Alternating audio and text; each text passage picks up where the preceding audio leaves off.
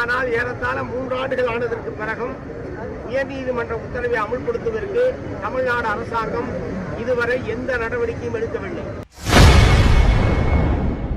விவசாயிகளுக்கு ஆதரவாக தமிழக அரசை கண்டித்து சிபிஎம் நடத்திய ஆர்ப்பாட்டத்தில் பேசிய மாநில செயலாளர் சண்முகம், முதல்வர் ஸ்டாலின் விவசாயிகளுக்கு இழப்பீடு தொகையை வழங்காமல் இழுத்தடிப்பதாக குற்றம் சாட்டியுள்ளார். உயர்நீதிமன்றம் விவசாயிகளுக்கு சாதகமான தீர்ப்பினை வழங்கியிருக்கிறது.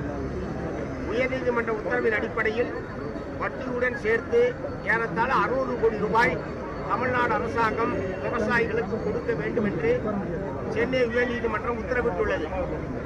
உடனடியாக இந்த நீதிமன்ற தீர்ப்பு வந்தவுடன் 23ஆம் ஆண்டு ஜனவரி மாதமே அப்போதைய உயர்கல்வித்துறை அமைச்சர் மாண்புமிகு பொன்முடி அவர்களை நேரடியாக நாங்கள் சந்தித்து உயர்நீதிமன்ற தீர்ப்பை அமல்படுத்த வேண்டும் என்று வற்புறுத்தினோம்.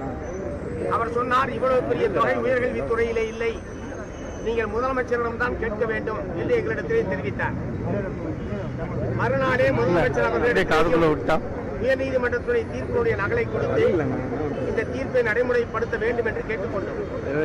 ஆனால் ஏறத்தாழ 3 ஆண்டுகள் ஆனதற்கு பிறகும் உயர்நீதிமன்ற உத்தரவை அமுல்படுத்துவதற்கு தமிழ்நாடு அரசாங்கம் இதுவரை எந்த நடவடிக்கையும் எடுக்கவில்லை.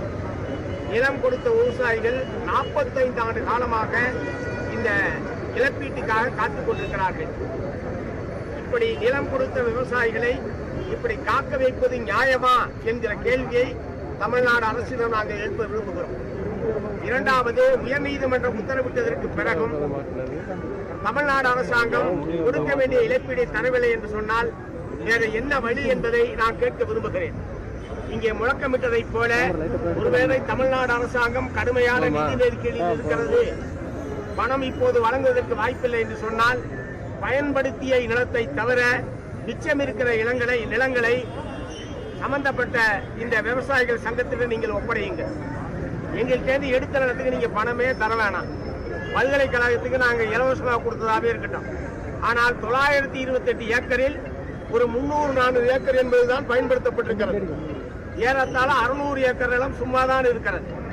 ஆகவே அந்த நிலம். செய்திகளை உள்ளது உள்ளபடி தெரிந்து கொள்ள ரெஃப்ளெக்ட் நியூஸை சப்ஸ்கிரைப் பண்ணுங்க.